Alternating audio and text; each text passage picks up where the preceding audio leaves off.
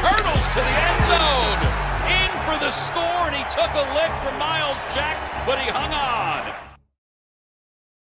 Welcome to New Stripe City, a YouTube channel for diehard Bengals fans. I'm your host, Ace Boogie, out here trying to see about some early voting, but not really to my surprise, John Ross has requested a trade. I kind of tried to warn people and said that stay tuned this week. You know, I had heard from people within and outside of the organization that there were going to be some things that were going to be said and there were going to be some demands that were going to happen.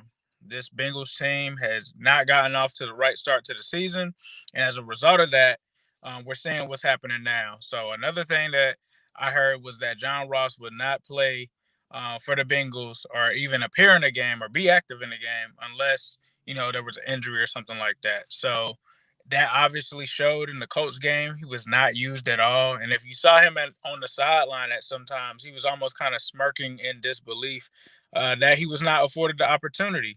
So this isn't a surprise at all. This was going to probably happen.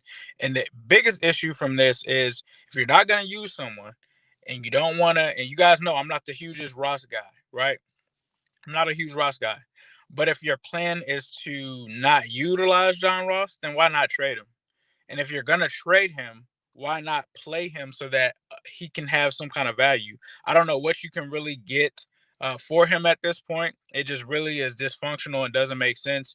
And that's why I say when you guys talk about trading Carlos Dunlap, when you talk about trading Geno Atkins, part of that is allowing them to play to showcase that talent. Now, me personally, I don't think that they're the issue. A lot of people talked about Carlos Dunlap and stuff like that. I talked about it on Twitter last week around this time, actually earlier. Yeah, we're going into week 7. He had 1 sack, right? And a lot of people forget that after those first 7 games, after that, he went on a tear and had 8 sacks, finished with 9. This coaching staff has lost the locker room. They've lost it just from certain decisions that they make. And even if your thing is, you know, get rid of Ross and stuff like that, how can you even do it now? It just doesn't make sense. And so for them to not do that and take advantage of situations, you've got what's going on right now, which is a dysfunctional locker room because of this coaching staff that's been dysfunctional. And then you can't even trade or get anything for them.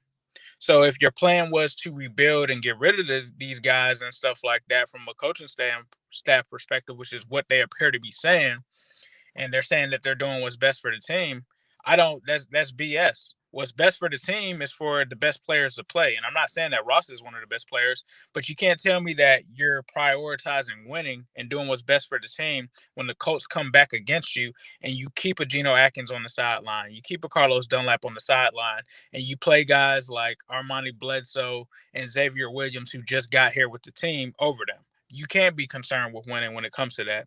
So this coaching staff, unfortunately, appears to be in a direction where they could potentially cause us to lose players, lose trade value, and other things like that. And I kind of touched on this. Like, it wasn't a surprise to me that Carlos went live yesterday from the things that I've been hearing. He was actually pretty nice about some of the stuff that he actually even revealed and said. I think he was just being a professional in that stance. But this isn't on the players, man. It's on the coaching staff. Things are not going good in there right now, and this isn't a surprise to me. John Ross, you know, we probably should have traded him. This should have been a trade either before the season or something like that we should have done. But the fact that they're killing this guy's trade value by not even playing him, how are we going to trade him now? So then let's just say, for instance, you can't trade this guy. Are you going to cut him? Are you going to not get anything for him? Is he going to remain in the locker room that he's upset and other players are going to see this? Like, other players see the stuff that's going on too. Anybody with, you can say what you want about Ross, but everybody knows that there's no reason that a guy like Mike Thomas or Alex Erickson should be getting any kind of snaps over him, like just from a talent perspective. I've had TJ Houshmandzadeh on here, talked to him several times about John Ross. Like, people around the league know that John has talent. So if you think that NFL players that are on his team don't realize that John Ross has talent, you're sadly mistaken. And I'm not saying that he's, you know, amazing or hasn't been a bust or anything, but he's played at least a decent enough to at least get a snap. Like even Billy Price got snaps, and he's not, he's not living up to that draft pick either. So we'll have to see. We'll see what they can get for Ross. I doubt that they can get much. But it's time for a divorce for both sides. But I just don't like the way that this is being handled, because even if the plan is to rebuild or get something for him, you've basically killed that. Like, most people aren't going to give you anything for him.